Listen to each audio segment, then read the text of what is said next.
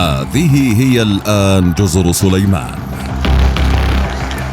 التي إن لم يحترب أهلها مع القوات الحكومية كما هو حال اليوم،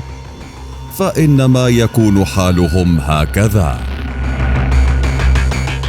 نحو 600 ألف نسمة يقطنون على أكثر من 990 جزيرة تشكل بمجموعها في جنوب المحيط الهادي دولة جزر سليمان، التي اجتاحتها اضطرابات وأعمال شغب على مدى أيام، خاصة في العاصمة هونيارا، للمطالبة باستقالة رئيس الوزراء ماناسيه سوغافاري بعد أن عارضت حكومة مقاطعة مالايتا قرار الحكومة المركزية في البلاد تطوير العلاقات مع الصين بدلا من تايوان، إذ ينتمي الكثير من المحتجين إلى مالياتا ذات الكثافة السكانية العالية، جراء ما يقولون إنه تجاهل متعمد من حكومة إقليم غوادالكانال لهم، ولرغبتهم ترسيخ العلاقات الدبلوماسية مع تايوان بدلا من علاقات رسمية مع الصين يصر عليها رئيس الوزراء سوغافاري، ما حدا بأستراليا إرسال قوات عسكرية ومكافحة شغب لوقف الاحتجاجات التي خلفت قتلى وجرحى لجانب اعتقال أكثر من 100 آخرين، ما يجعل جزر سليمان الشهيرة بعزلتها وتحولها لمقصد سياحي جراء مناظرها الخلابة ساحة متجددة لصراع النفوذ في جنوب المحيط الهادئ بين الصين من جهة وتايوان ومن خلفها الولايات المتحدة والغرب من الجهة الأخرى. فهذه ليست المرة الأولى التي تنشر أستراليا شرطتها في جزر سليمان، إذ شهد عام 2003 إرسال قوات لجزر سليمان في إطار بعثة لحفظ السلام إثر اندلاع اضطرابات داخلية بين عامي 1998 و2003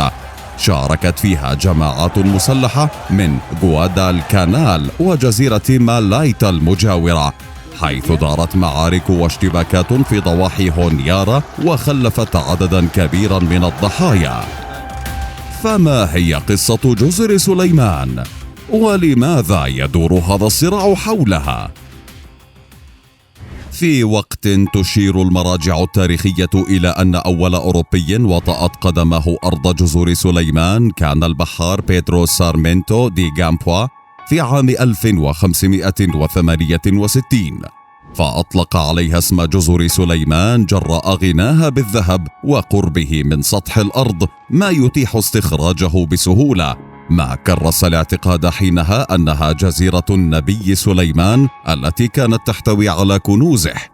إلا أن حقائق التاريخ تؤكد أيضا أن البشر استوطنوا جزر سليمان من قبل الميلانيسيين منذ حوالي 2000 عام قبل الميلاد،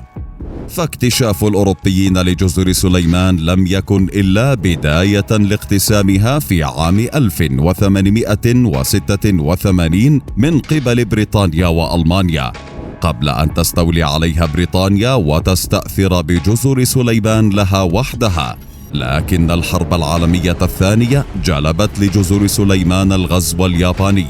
ثم سرعان ما عادت هذه الجزر من جديد للسيطرة البريطانية عام 1945، وفي عام 1976 أصبحت هذه الجزر ذاتية الحكم، وحصلت على استقلالها في عام 1978 رغم بقائها تحت التاج البريطاني محكومة من قبل الملكة إليزابيث الثانية بصفتها ملكة جزر سليمان، ويمثلها في جزر سليمان حاكم عام بينما يدير البلاد رئيس الحكومة. ورغم امتداد جزر سليمان على مساحة 28,450 كيلومتر مربع بواقع أكثر من 990 جزيرة، إلا أنها بقيت دولة معزولة حتى وقت قريب، قبل أن تتحول لمقصد سياحي يزورها 10,000 السياح سنوياً، لتكونها من سلسلة مزدوجة من الجزر البركانية والمرجانية ذات المناظر الخلابة.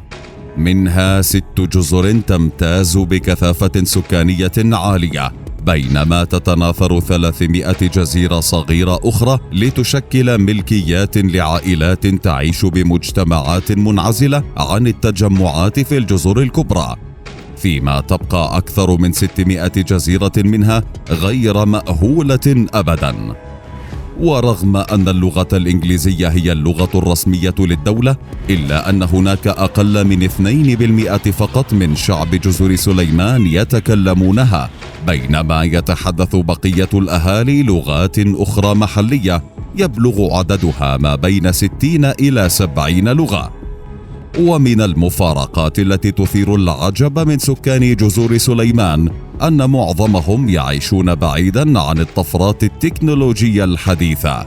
حيث يعمل حوالي 75% من السكان في المناطق الريفية بالزراعة، ويستخدمون نظام المقايضة من أجل تبادل الخدمات، كما أن الكثير منهم لا يتعامل بالأموال الاعتيادية، بل يقضون معاملات البيع والشراء باستخدام الصدف المسمى شيل ماني. لغز الجينات. في وقت يعد سكان جزر سليمان من أصحاب البشرة الداكنة، إلا أن نسبة عالية منهم يمتلكون شعرا أشقرا طبيعيا، ما أثار حيرة علماء الجينات ردحا من الزمن،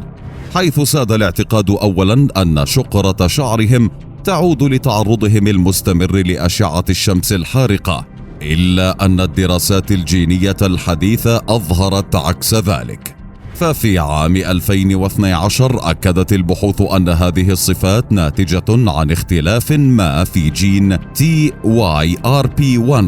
وهي طفرة جينية غير موجودة إلا عند سكان جزر سليمان الذين يتبع معظمهم الديانة المسيحية،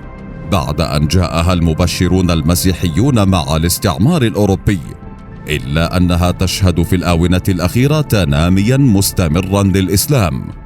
ومن الناحية الجغرافية تتميز جزر سليمان بالتضاريس الوعرة، فجبالها وعرة ومنحدرة، وفيها العديد من جزر الشعاب المرجانية، إضافة إلى وجود العديد من البراكين الخاملة و2 من البراكين النشطة، وتتدفق المياه في أنهارها بسرعة كبيرة بحيث لا يمكن الملاحة فيها، فيما تغطي الغابات الاستوائية نسبة كبيرة من الجزر تصل نسبتها حوالي 79%.